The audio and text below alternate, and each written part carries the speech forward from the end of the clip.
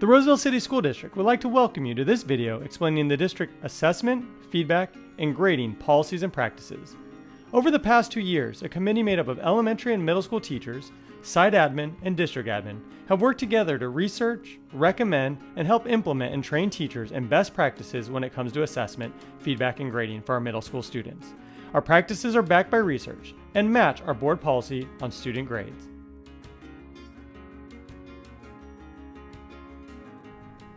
As grading expert Rick Wormelli says, grades should never be about affirmation, validation, compensation.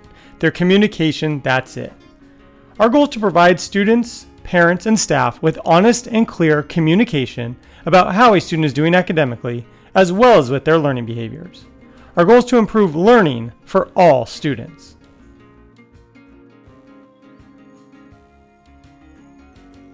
Here's an overview of the RCSD assessment and grading practices. 4 clear learning levels: beginning, approaching, proficient, and mastery. The goal is standard met, proficient, or mastery.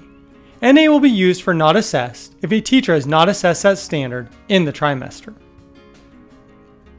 Formative assignments and assessment are important for practice and feedback. Summative scores are 100% of the student's academic grade. Learning behaviors are separate from academic grades. Students will receive scores in the areas of engagement, utilizes resources and feedback, and work completion.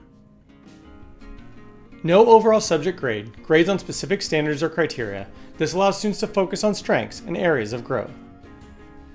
The default calculation in the online gradebook is median, the middlemost number in the set when arranged from least to greatest. IE for insufficient evidence if a student has not shown evidence of learning. Extracurricular activity participation based on positive learning behaviors.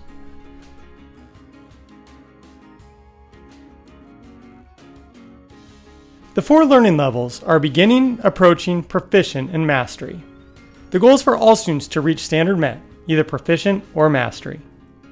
Students can then both self-assess and get specific teacher feedback on areas of strength or areas for growth to improve learning. The 4 levels allow teachers to provide clarity about a learning target and the criteria to reach each level. Students are asked to do actions like analyze, develop, create, perform, and those type of actions are much better described through the use of levels instead of points or percent.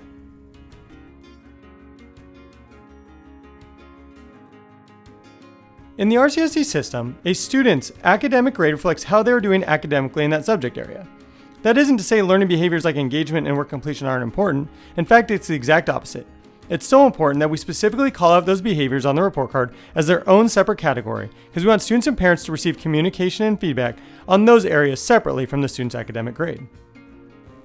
Students are graded on 3 learning behaviors: engagement, utilizes feedback and resources, and work completion.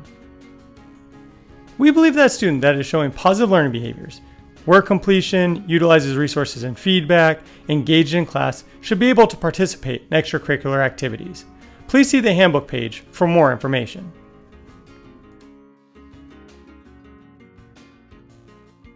Think of formative as practice and summative as performance.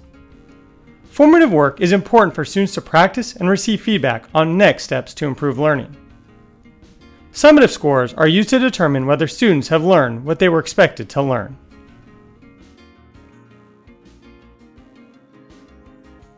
Overall grades are great when we want to rank or compare students. However, that is not the point of our academic grades. Students will get communication and feedback on specific standards or criteria. Our goal is to improve learning. We want to give specific feedback. We believe grades should provide clear communication and feedback about student strengths and areas for growth. Therefore, there's no overall subject grade. This will allow students to focus on strengths and areas of improvement.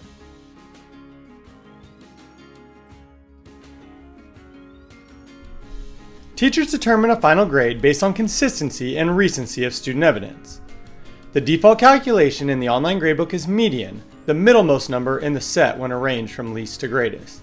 The median gets rid of outliers and focuses on the most consistent level of performance over time. Here's an example of a student with 3 summative writing scores. When you arrange the scores from least to greatest, it goes beginning, approaching, proficient, which means the default score would be approaching.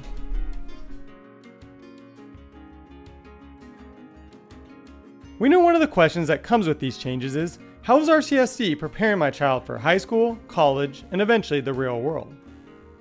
Our priority is to improve the learning skill and learning will for all students. We have ongoing communication with the Roseville Joint Union High School District leadership team. They have the same priority as us, increasing student skill and will, and appreciate our progressive grading practices. Many colleges use rubrics of 4 levels or have similar grading systems. For example, Yale Law School does not grade using points or percentages for a student's class grade. They use 4 levels. The real world is based on setting goals and improving based on feedback. Evaluations rarely, if ever, rate quality of work or work ethic with points or a percent. If you'd like more information, please feel free to visit the following website. If you have a question specifically how grading works in your child's classroom, please ask your child's teacher. Or if you have questions about these policies and practices, please feel free to reach out to your site's principal. We want to thank you for taking the time to watch this video.